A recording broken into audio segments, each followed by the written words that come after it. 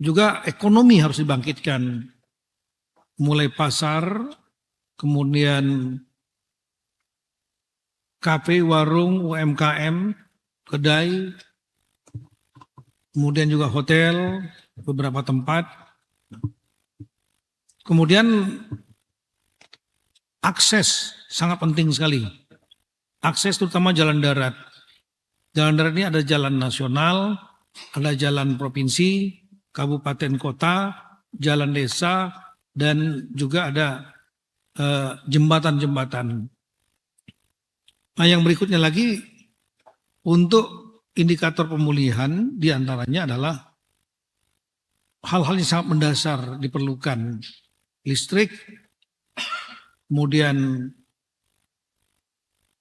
bahan bakar, baik BBM maupun gas, LPG, dan kemudian sarana komunikasi, internet, juga air minum, air bersih. Itu menjadi kunci untuk pemulihan yang sangat diperlukan oleh masyarakat. Selain itu juga ada masalah lain yang harus diselesaikan, yaitu masalah sungai dan logistik.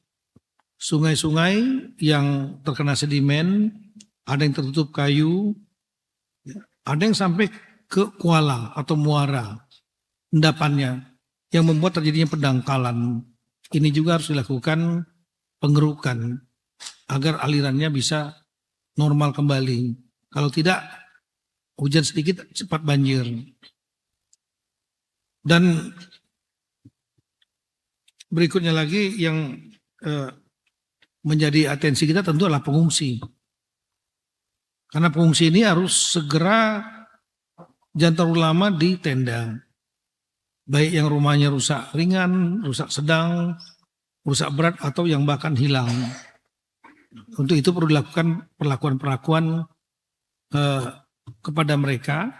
Rusak ringan diberikan bantuan 15 juta rupiah, yang rusak sedang 30 juta rupiah, kemudian yang rusak berat atau hilang ini punya dua opsi, disiapkan huntara yang diantaranya perintah Bapak Presiden langsung kepada Danantara untuk membangun, kemudian juga BNPB membangun, Bapak Menteri PU juga membangun, dan kemudian pilihan keduanya adalah mereka boleh tinggal di rumah keluarga atau sewa kontrak dengan diberikan anggaran sebanyak 1.400.000, saya ulangi 600.000 per bulan, sekaligus 3 bulan 1,8.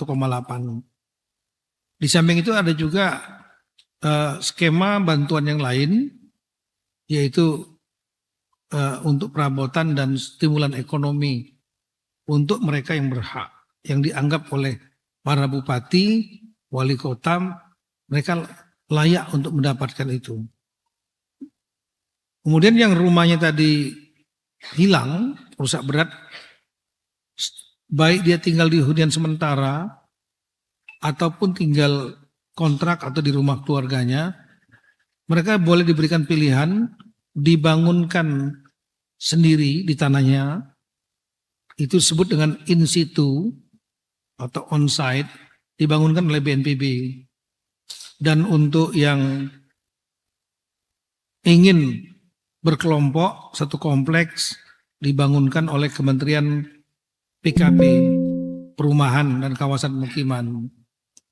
Nah, inilah kira-kira hal-hal yang sudah dikerjakan, dan kami ingin menyampaikan progres hasil selama mulai tanggap darurat sampai dengan hari ini.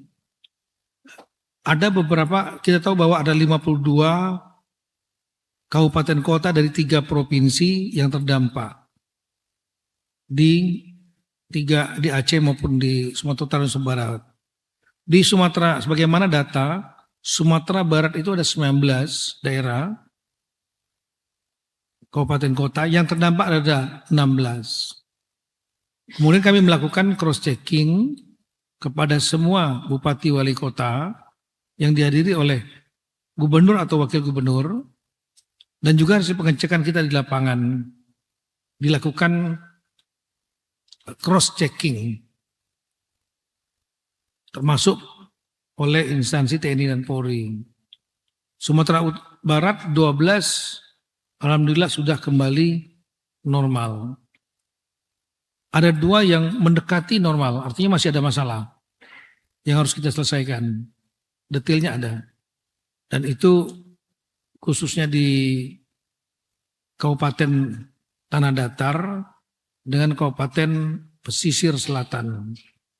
Sedangkan yang perlu mendapatkan atensi khusus, karena masih ada banyak masalah di situ, ada 2, yaitu Kabupaten Agam dengan Kabupaten Padang Pariaman. Terutama masalah pengungsian, kemudian masalah sekolah, dan lain-lain. Untuk Sumatera Utara, dari 33 kabupaten kota yang ada, 18 terdampak. Dan kemudian yang sudah menyatakan normal dan hasil cross check kita, itu ada 15. Alhamdulillah.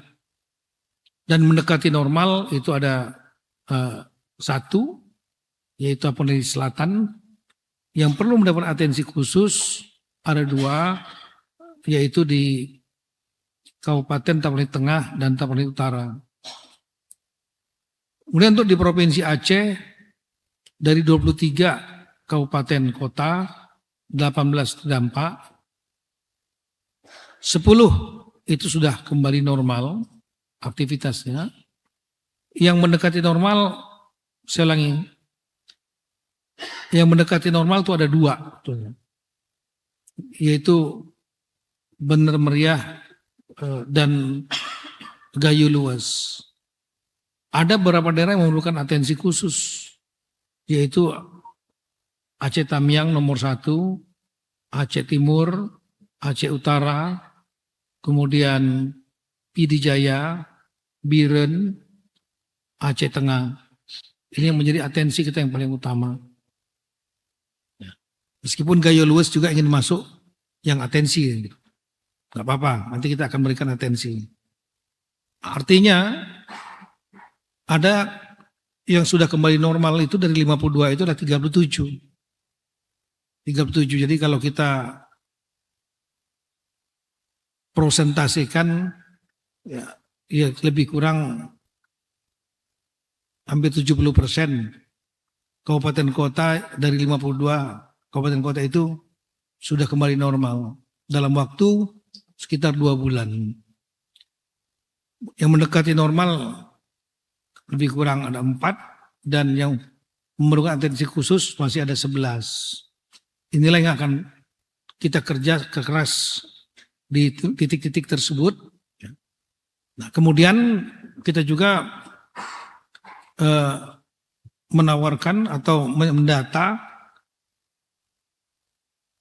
Pemda-Pemda untuk penerima bantuan rumah ringan, sedang, dan lain-lain. Ada 6 daerah yang tidak mengusulkan karena memang alasannya saat itu hanya banjir yang tidak terlalu dalam, dan kemudian sudah bisa mereka selesaikan sendiri. Saya memberikan apresiasi yang sangat tinggi kepada para bupati wali kotanya. Di Sumatera Barat ada 4, yaitu Kepulauan Mentawai, kemudian Solok Selatan. Kotanya ada 2, Kota Bukit Tinggi dan Kota Sawalunto. Terima kasih atas kemampuan untuk mandiri dan menyelesaikan. Kemudian di Sumatera Utara ada 1, yaitu Kabupaten Asahan. Tidak mengusulkan. Sudah selesai, Pak. Sudah kita tangani sendiri dan tidak terlalu berat. Dan kemudian di Aceh ada 1 juga yang menyatakan sudah selesai, dampaknya tidak terlalu berat dan selesaikan sendiri oleh bupatinya, yaitu Aceh Besar. Kami sampaikan apresiasi. Nah, itulah kira-kira rekan-rekan, kalau kita melihat dari peta di sini, tolong di peta yang hijau kuning, Hijau itu artinya sebagian besar sudah clear. Ya, pemerintahan semuanya sudah bisa berjalan kecuali Aceh Tamiang sudah bersih, tinggal bagian dalamnya mebelernya yang harus diberesin.